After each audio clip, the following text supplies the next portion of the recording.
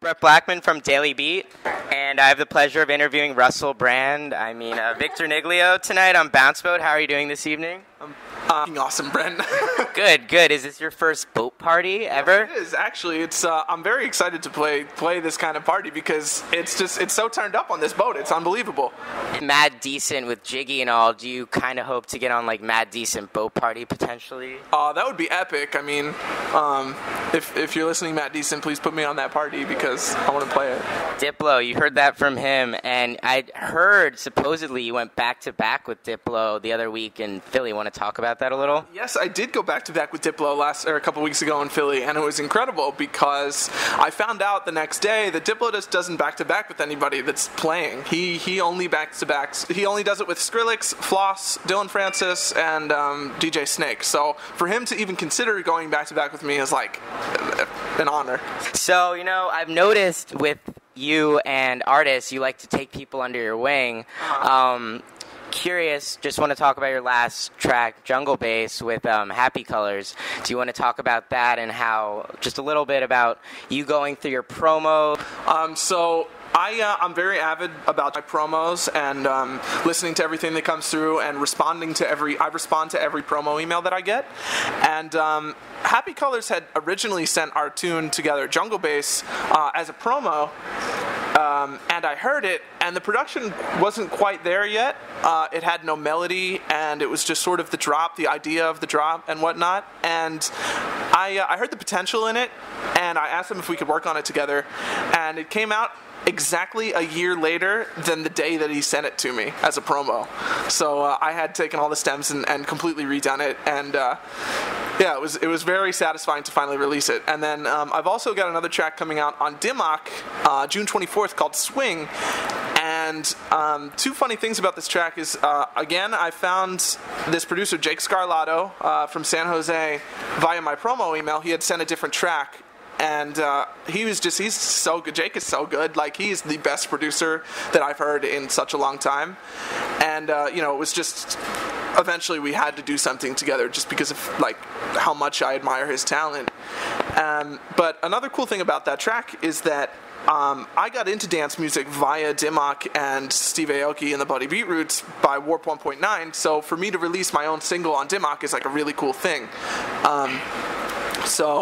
I don't know. It was... No, for sure. Same, actually, the reason why I'm in electronic dance music, saw Bloody Beetroots, Really? 2011 live at Webster Hall, changed my life. Also, recently, today, like a couple hours ago, you announced an official remix for Rehab's Androids. How did that come about? Actually, Dimmock had asked me to do that before I had even sent them Swing because they liked my work with Borgor on Booty Monster, and they were just like, hey, we're doing remix pack for this track by Rehab. Would you be down? And of course I said yes. And then I downloaded the stems, which are the parts of the song, to remix, and I forgot about it until the day before it was due. Or no, the day of, I think it was like the day of. So I had forgotten about it until the day before, or the day of that it was due. And I got an email from my manager saying, could you send us, because it's due tomorrow, could you send us the final of the remix? And I was like, what remix? And I actually banged out that whole remix in a day. So yeah, it was actually, that's the second time I've done a remix in a day like that. I did it for my Ricky Ricardo remix. Right. When I was given that project last July, my deadline was the next day. So yeah, it's crazy. That's awesome. Like, I remember I interviewed Hardwell at EDC Las Vegas last year, and he said he came up with Spaceman in 20 minutes. Yeah. Like, I was just like, some things just work.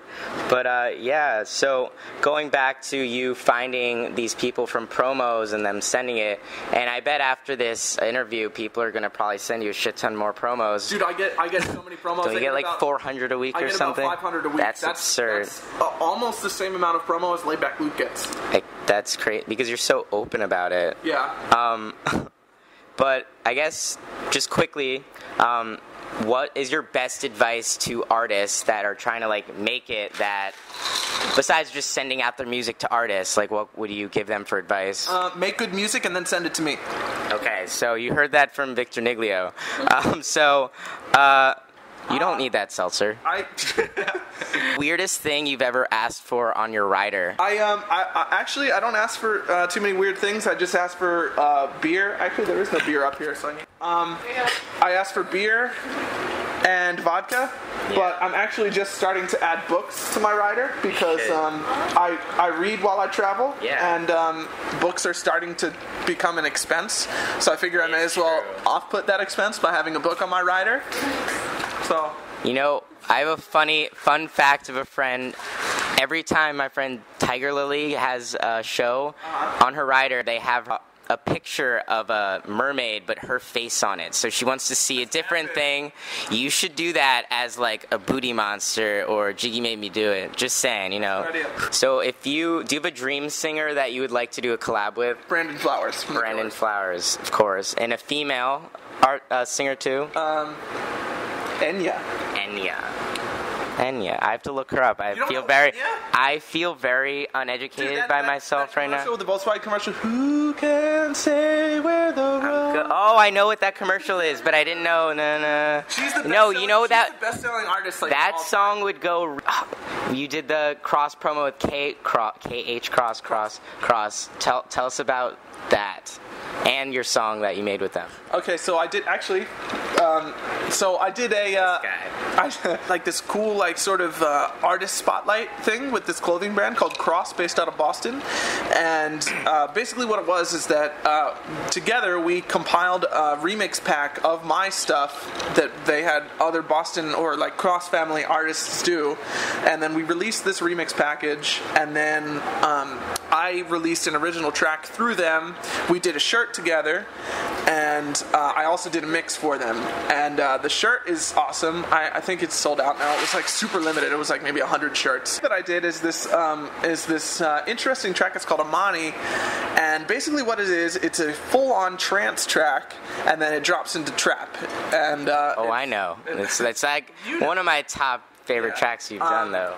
So yeah, it was sort of like two completely different ends of the spectrum together, because trance heads hate trap, and trap heads really aren't fans of trance. Trying to start like a gang war. Maybe that'd be. You're trying to fix things. I glued it all together with vocals from the wonderful Kristen Accorsi, whose husband River Accorsi is sitting right next to me, and is a wonderful neuro drum and bass. There he is. And electro house, if he'd listen to me, producer.